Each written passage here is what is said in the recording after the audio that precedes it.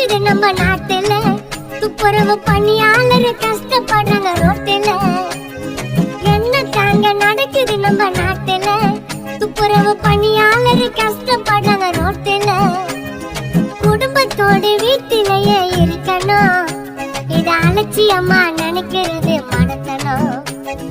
குடும்பத்தோடு வீட்டிலேயே இருக்கணும், இத அலட்சியமா நினைக்கிறது மடத்தனம். கொரோனா அறிகுறினா மருத்துவரை அணுகணும். என்ன தாங்க நடக்குது நம்ம நாட்டுல, துப்புரவு பணியாளர் கஷ்டப்படுறாங்க